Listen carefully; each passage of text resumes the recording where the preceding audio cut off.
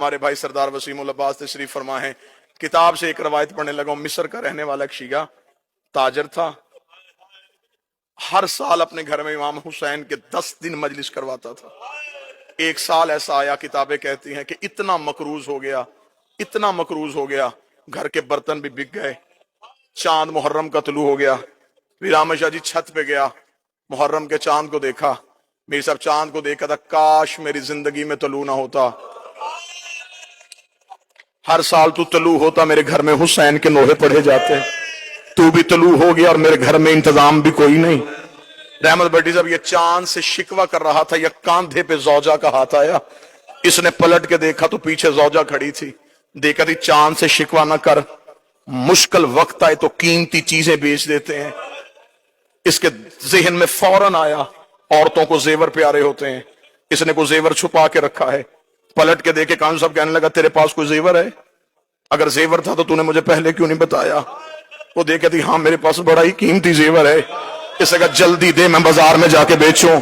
किताब कहती आगे आगे बीवी चली, पीछे पीछे शौहर चला। उस कमरे में आ गई जहां 2 बेटे सो रहे थे। दोनों बेटों के सरहाने आके खड़ी हुई। शौहर ने जौजा की आंखों में आंखें डाली, देखे कदम मुझे तेरे इरादे का पता नहीं चला। रो के कहने लगी मेरे घर में इनसे कीमती कुछ नहीं है, मेरे घर में सबसे कीमती ये है। इतना कहना था। शौहर देखा था, क्या कहना चाहती है,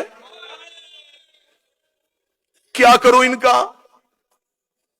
हाथ बांधे रो कहती मां तो मैं हूं ना, मैं मिन्नत करती हूं, बर्दा फरोशों के बाजार चला जा, जहां गुलाम बिकते हैं, इन्हें बेच दे, जो कीमत मिले उससे करवाएंगे हम हुसैन की मजलिस।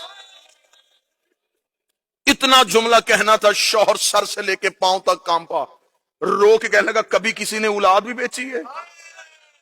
कदमों पे हाथ रख के कभी सच बता, तूने मांगी किससे थी?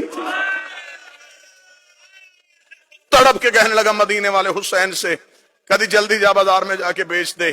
कैसी मां थी? अनवारुल गुम्मा में लिखा, मां ने बच्चों को उठाया, गुलामों वाले लिबास पहनाए, लिबास पहना के बाप ले आया गुलामों के बाजार में।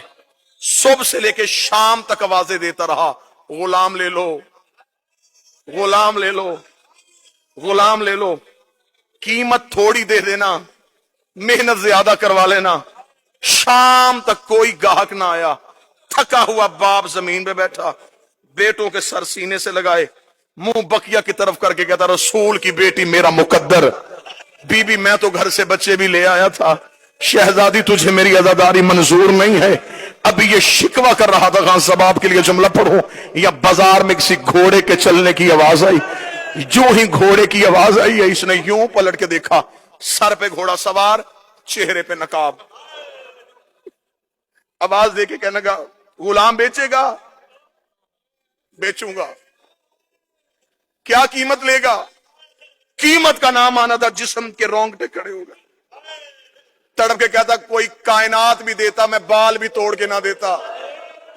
मैंने मन्नतों से मांगे, बस इतनी कीमत दे दे, 10 दिन मेरे घर में हुसैन की मजलिस हो सके। अब मुझे नहीं पता यहां कौन बंदा मातम करने के लिए इतना जुमला कहना था।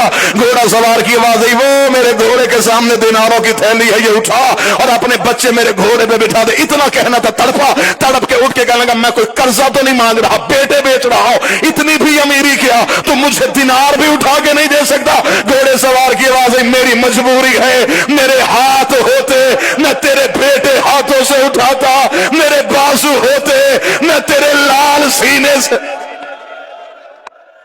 1 या 1.5 मिनट और मेरे बेटे होते मैं यूं सीने से लगाता, मेरे बाजू नहीं है। पीर सादी शाह जी लफ्ज सुनना था। तड़पा, दिनार उठाए हाथों में।